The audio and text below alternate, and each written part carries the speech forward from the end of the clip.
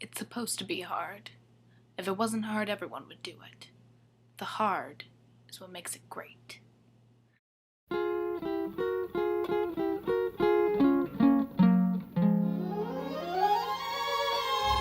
Today we're talking about 1992's A League of Their Own. A League of Their Own is the fictitious depiction of a team of women from the real-life All-American Girls Professional Baseball League. This league was created during World War II when the men were far away overseas and there was nobody to play baseball, and baseball, being America's pastime, was apparently just something that people couldn't live without, so they enlisted women to be baseball players, and it really just broke a lot of barriers in sports. I just love A League of Their Own because as I have said before, love baseball movies. I don't know what it is about them because I hate the actual sport, but something about baseball movies is just so charming. It's as patriotic as I ever will get, like just loving movies about baseball. And I love A League of Their Own so much more than regular baseball movies because it's all about women, and they are just all such powerful, strong females and like women that I look up to, and they all just seem to have so much fun making this movie, and it's just, there's so much passion behind all of it, and it's beautiful, and every story is just so heartfelt and just touching, and it's just so humanizing. It's just such a good baseball movie. Bill Pullman, my main man, it was his 60th birthday yesterday, aka the day I was supposed to actually be making this video, so happy birthday, baby. It just moved me so much.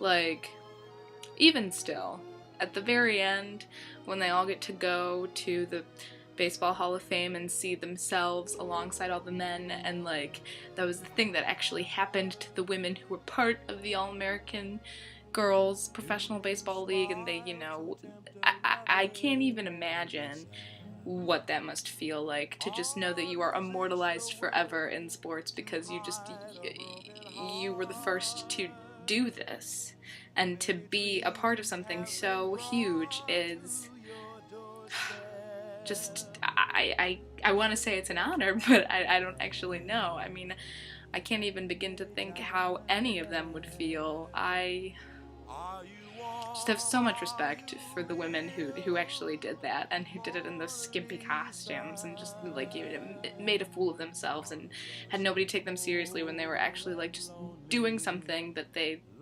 felt they owed to their country. They wanted to help out in some way rather than just be, you know, in the steel mills and working the men's jobs while they were gone. They wanted to do all of it, and I just have so much respect for all of those women back in the 40s who just really just tried to break down barriers, and it's amazing.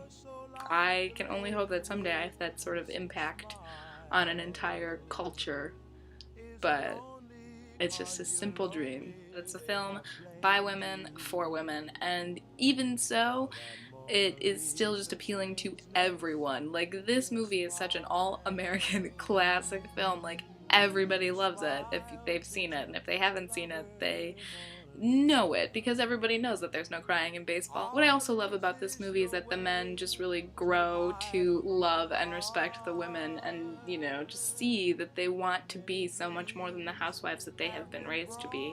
Even Dottie, who just denies it the entire time, she has this passion for this game and just such a natural talent, and she can't deny it. Like, she tries so hard, but Jimmy Dugan will always be one of my all-time favorite male characters, just because you should hate him, but because he's Tom Hanks, he just like makes you love him. Normally, if he were any other man, I imagine I would have completely despised Jimmy, but Tom just brings such a level of fun and like genuine emotion to Jimmy that you can't help but love him. This movie just like literally will always make me cry, because just the very end is so touching and sweet and real, and I just love all the female empowerment. It's fantastic. They had put a fart machine into my sleeping bag.